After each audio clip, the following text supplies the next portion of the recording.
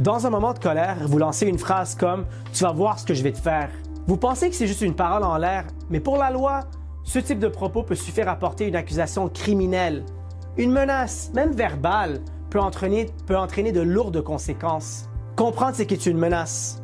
La menace devient une infraction lorsqu'elle fait craindre à la personne visée un danger réel, immédiat ou futur. Elle peut porter sur la personne elle-même, un membre de sa famille ou même ses biens. Et ce, qu'elle soit proférée en personne, par message texte, sur les réseaux sociaux ou au téléphone. Ce que dit la loi, menacer de causer la mort ou de blessures graves. Il s'agit d'un crime passible d'une peine d'emprisonnement maximale de 5 ans, même si aucun acte n'a suivi. Menace contre les biens, menacer de détruire une maison, de vandaliser une voiture ou d'incendier une entreprise ou un commerce est également une infraction criminelle. Menace envers un fonctionnaire ou agent de l'État. Menacer un policier, un fonctionnaire, un agent de la DPJ, un enseignant ou toute personne exerçant une fonction publique aggrave la situation. Cela peut mener à des chefs d'accusation supplémentaires.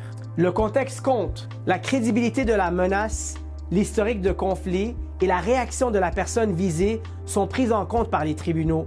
Une simple phrase peut devenir une preuve sérieuse selon la manière, le ton et le moment. Ce qu'il faut éviter, ne laissez pas la colère guider vos paroles.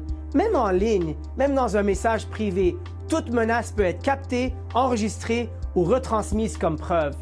Et même si vous étiez en train de plaisanter, ce sera au tribunal de décider si votre intention était réelle ou non. Je suis Maître Nazar Saati, avocat en droit criminel et de l'immigration, membre du Barreau du Québec depuis 2016. Menacer, ce n'est pas se défendre, c'est s'exposer. Mieux vaut exprimer son désaccord avec calme et, si nécessaire, recourir à la justice plutôt que de se mettre en faute. Épisode produit en collaboration avec le Centre d'écoute et d'aide pour les Maghrébins au Québec. Pour poser vos questions ou obtenir de l'aide, allez à soutienmaghreb.ca/vos questions.